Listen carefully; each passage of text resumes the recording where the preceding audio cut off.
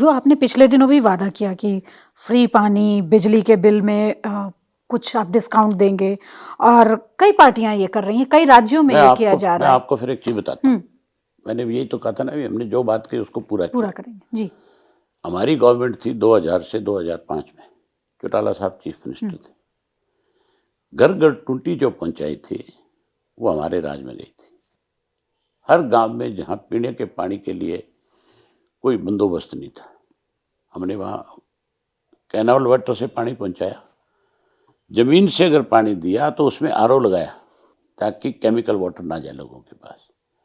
हर घर में टूटी लगाई, फ्री में पानी दिया था। हमारे वक्त में एक पैसा पानी का चार्ज नहीं हुआ।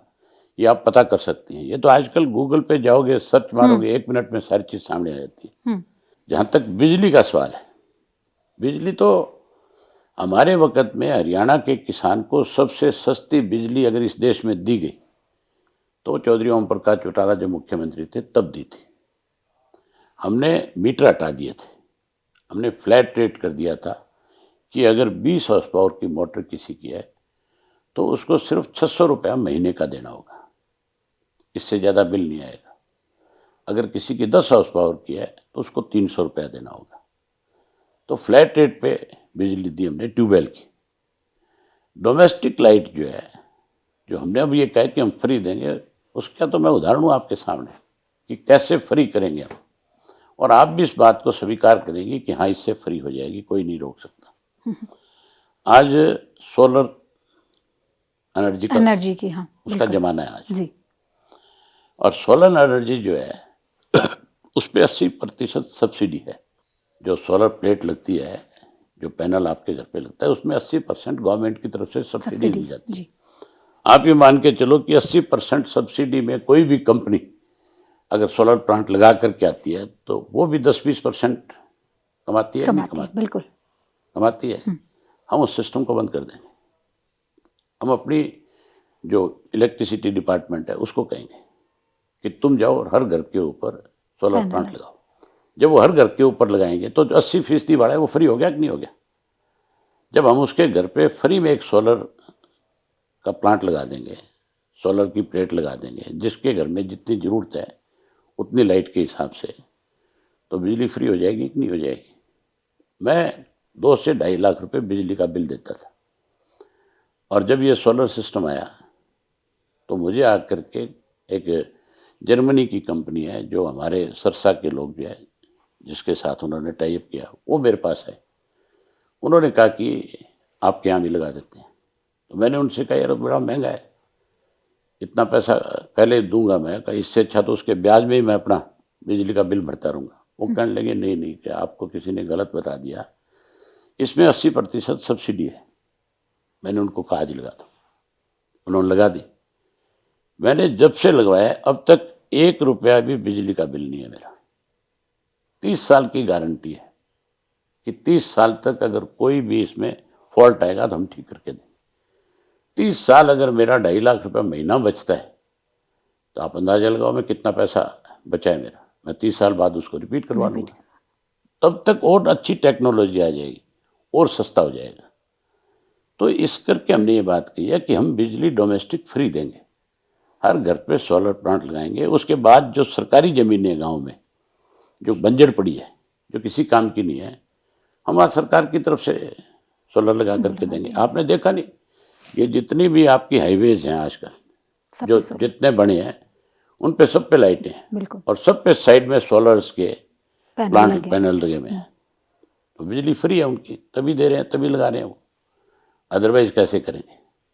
तो ये काम मुश्किल काम नहीं। अब मैंने जब ये बात कही, मुझे आप जैसे पत्रकार साथी ने एक ने पहले और पूछा हुँ, कि आप कैसे कर दोगे। मैंने जब उसको ये सारी चीज़ समझाई, हुँ, मैंने कहा भी मेरी बात समझ में आ जाए तो ठीक है, हुँ, नहीं आए तो आप किसी सोलर कंपनी वाले से बात करके और देख लें कि भाई कितना पैसा सब्सिडी है, कितना हमें बचता है। वो एक बारी तो ये कहेगा 2% है, 4% है, हुँ, लेकिन ऑफ द रिकॉर्ड पूछोगे कहेगा 20% है भाई। हुँ, हुँ, हुँ, क्योंकि उसमें कितने लोग तो वो भी हैं सरकार में बैठे जिनको कोई ना कोई कमीशन जाता होगा। आज बिना कमीशन कोई काम हो रहा है? बिल्कुल। हर चीज़ में कमीशन है। आप गाड़ी लेने जाओ, उसका भी दलाल बाहर बैठा है, वो कहेगा तेरे को 5,000 रुपये सस्ती दिलाऊंगा, मेरा 2,000 कमीशन है। आप 3,000 का बचाने के चक्कर में उसको 2,000 दे दोगे। तो ये मतलब मान के चलो कि कोई मुश्किल काम नहीं है, नियत ठीक है तो इस काम में दिक्कत नहीं है। तीसरी बात आप मेरे से पूछोगे, मैं आपका उसका जवाब देता हूँ। बेरोजगारों की और बता पेंशन दिया। प्लान की, बिल्कुल। हमारे वक्त के अंदर 2000-2005 में सबसे कम कर्जा था सरकार पे, और जब हम सरकार छोड़ करके गए, सरप्लस पैसा छोड़ करके गए, उस वक्त खजाने में सरप्लस पैसा छोड़ा, उस वक्त 2,500-3 हजार करोड़ रुपया छोड़ के जाना बहुत बड़ा अमाउंट था। आज के 2.5-3 लाख के बराबर है वो। और हम 11,000 रुपया, जो ग्रेजुएट था जिसके पास जॉब नहीं थी, उसको 11,000 रुपये बेरोजगारी भत्ता मिलता था सरकार की तरफ से, एनुअल। हाँ, हर महीने। अच्छा, हर महीने? हर महीने 11,000 रुपया। या आप पता कर लो, तो आप पता करोगे आपको पता लग जाएगा। जो ग्रेजुएट था उसको, और जो 12th पास था उसको भी कुछ अमाउंट था, 5,000 था, कुछ ऐसा था, उसको भी मिलता था। और एम्प्लॉयमेंट एक्सचेंज बने हुए थे उस वक्त में, जो उसमें जाकर के नाम दर्ज कराता था, उसके थ्रू जॉब भी मिलती थी, और जिसको जॉब नहीं मिलती थी उसको पैसा मिलता था। आज उस वक्त तो हमारे 21,000-22,000 करोड़ का बजट था टोटल। आज बजट है 3 लाख करोड़ का। तो 3 लाख करोड़ के बजट में 21,000 रुपया बेरोजगारी भत्ता देना कोई मुश्किल काम नहीं है। हम फजूल के खर्चे बंद कर देंगे सारे के सारे, तो हर हालत में हम उसको पहुंचाएंगे। हम अपने बच्चों को किसी के आगे भिखारी नहीं बनने देंगे। लेकिन 21,000 रुपए जब आप देंगे किसी यंग को, तो फिर वो काम करने के लिए क्यों अग्रसर होगा?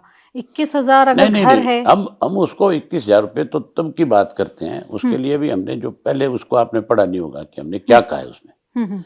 हमने ये कहा है कि हम हर घर के अंदर एक आदमी को नौकरी मिले। जिस परिवार में नौकरी नहीं है, जिस परिवार का आज तक नौकरी लगा नहीं, जिस घर में पढ़ा लिखा बच्चा है जो सरकारी नौकरी चाहता है, हम उसके लिए एक्ट बनाएंगे कि उसको प्रायोरिटी होनी चाहिए। अगर वो उसके लिए योग्य है तो फिर उसको प्रायोरिटी पे नौकरी दीजिए, और उसके साथ 2 लाख पोस्टें आज भी हमारे यहाँ पे वैकेंट है, हम उनको फिलअप करेंगे। उसके बाद भी कोई बच्चा रह जाता है, फिर हम उसको बिना ब्याज के एक पर्टिकुलर अमाउंट देंगे कि तू अपना जो काम कर, कोई भी एक अपना काम शुरू कर। उसके लिए स्किल डेवलपमेंट की उसको कहेंगे कि तू ट्रेनिंग ले। हम उस ट्रेनिंग के लिए भी हमने एक चीज़ सोची है। ये जो इन्होंने तो यूनिवर्सिटियाँ बना दी और कुछ कर दिया, बच्चे कहीं जा ही नहीं सकते, ना उससे कोई ट्रेनिंग का फ़ायदा होता। मैं ऑलरेडी इस चीज़ को चला रहा हूँ। चौधरी देवीलाल जी के नाम से हमने एक इंस्टीट्यूट बना रखा है चंडीगढ़ में, जिसमें हर महीने 200 से 250 बच्चों को ट्रेंड करके मैं जॉब दिलवाता हूँ। लंदन के अंदर है, आज की डेट के अंदर नर्सिंग के स्टाफ की सबसे बड़ी ज़रूरत है।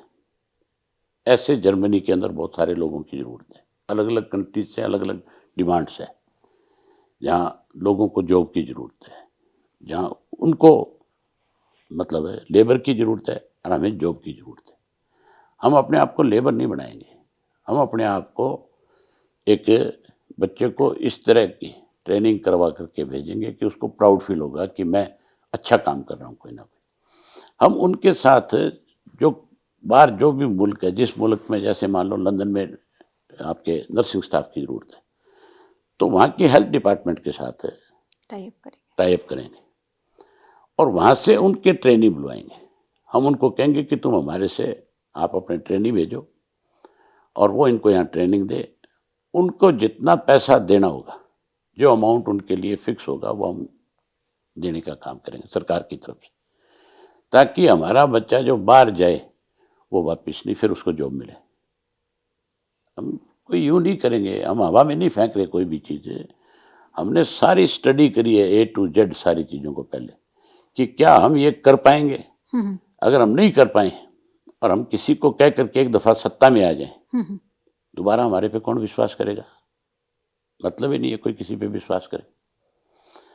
गलत वायदे जो करते हैं वो सत्ता से बाहर बहुत जल्दी हो जाते हैं।